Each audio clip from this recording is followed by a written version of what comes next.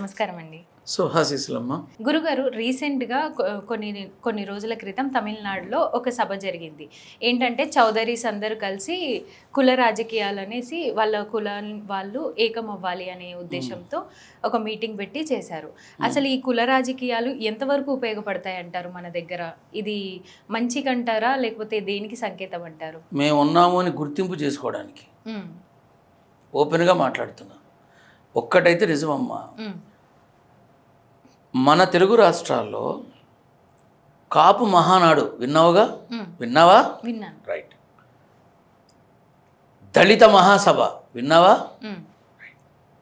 బ్రాహ్మణ గర్జన నేను బ్రాహ్మణేగా. బ్రాహ్మణ గర్జన నేను పోలేదమ్మా దానికి. బ్రాహ్మణ గర్జన.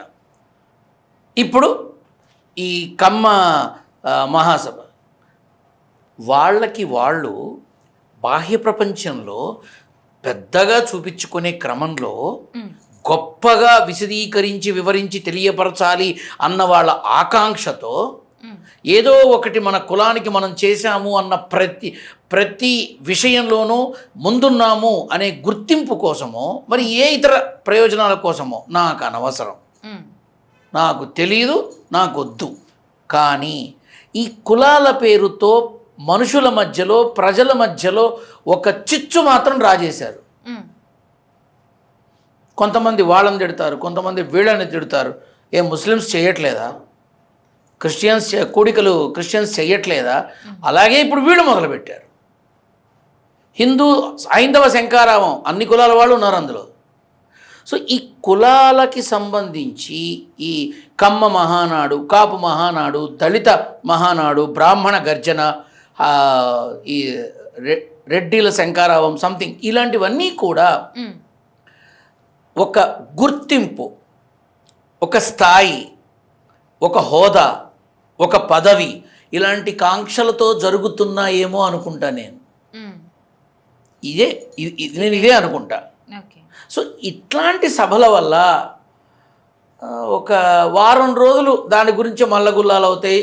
చేసే ముందు వారం రోజులు ఎవరిని పిలవాలి, ఆ కమ్యూనిటీలో పెద్దలు ఎవరున్నారు, మంత్రులు ఎవరున్నారు, ఎమ్మెల్యేలు, ఎంపీలు, వీళ్ళు ఎవరున్నారు అని మల్లగుల్లాలు అవుతాయి. ఆ ప్రోగ్రాం జరిగిన తర్వాత మళ్ళీ ఆ అయిన ఖర్చులన్నిటినీ కూడా సర్దే క్రమంలో మళ్ళీ వాళ్ళకి సంబంధించిన వాళ్ళనే అడగడం మొదలవుతుంది. ఈ మల్లగుల్లాలు అనేవి ముందు ఉంటాయి, వెనక ఉంటాయి, మధ్యలో ఈ కార్యక్రమం ఉంటుంది. ఇలా ప్రతిదానికి ఉంటుంది.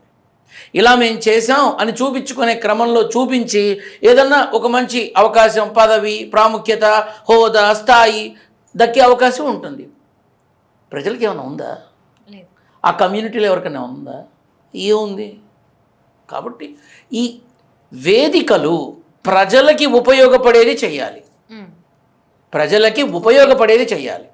నేను గతంలో కూడా చెప్పా, మళ్ళీ కూడా చెప్పా. చాలామంది వినాయక చవితి రోజు నాడు లడ్డు వేలం పాటలో హోదాల కోసం, గొప్పల కోసం వేలం పాట కోట్ల దాకా తీసుకెళ్తారు. దేనికి? ఎందుకు? చూపించుకోవడానికి. నేను అదే అంట. రైట్, ఓకే, నువ్వు పాడావు, నువ్వు తాగు, ఏం చేస్తావు? నువ్వు ఆ డబ్బు ఏం చేస్తావు? సో ఆ గణేష్ ఉత్సవ కమిటీ వాళ్ళు ఆ డబ్బుతో పేద పిల్లలకి, పెళ్లి చెయ్యలేని ఆడపిల్ల తల్లిదండ్రులకి పిలిచి ఆ బిడ్డల పెళ్లి చేయొచ్చు.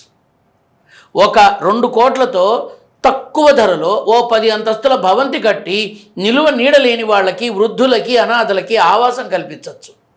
కొన్ని వందల మంది పిల్లలకి స్కూల్ ఫీజులు కానీ, కాలేజీ ఫీజులు కానీ, విద్యాబోధనకు కానీ ఉపయోగించవచ్చు. అలా చేస్తే బాగుంటుంది, అలా చేయండి అన్న. మరి ఎవరు చేశారో లేదో నాకు తెలియదు. కాబట్టి ఈ మహానాడులు, సభలు, వేదికలు, శంఖారావాలు ఆ రోజు జరుగుతాయి. 24 గంటల పాటు ఉన్న అన్ని ఛానల్స్లోనూ వస్తాయి. అందులో ఎవడన్నా నోరు జారి మాట్లాడాడనుకో, ఇదిగో వాడు అట్టన్నాడు, వీటిట్ట చేశాడు. ఇవి మళ్ళీ కొత్త కంటెంట్ వచ్చేదాకా ఇదే కంటెంట్ అమ్మా, ఇంతకు మించి ఏముంటుంది? అంటే ఒకప్పుడు ఈ కులాలు ఇవన్నీ మెల్లిమెల్లిగా వదిలేస్తున్నాం కదా, మళ్ళీ ఇది రీస్టార్ట్ చేయడానికి రీజన్ ఏమంటారు? అంటే స్వార్థ ప్రయోజనాలు, ఇంకేముంటుంది? Straight answer. స్వార్థ ప్రయోజనాలు మనిషి మస్తికంలో గనక వచ్చిందా ఏదైనా మాట్లాడతారు, ఏదైనా చేస్తారు, ఎక్కడికైనా వెళ్ళిపోతారు. సో దయచేసి నేను అందరికీ చెప్పేది ఒకటే, ఈ కులాల పేరుతో మీలో మీరు మనుషులకి దూరం కావాలి దూరం కావద్దు. అంతే. ఇంతకు మించి ఏం లేదు. దాని గురించి మనం మాట్లాడి టైం వేస్ట్ చేసుకోవడం కూడా వేస్ట్.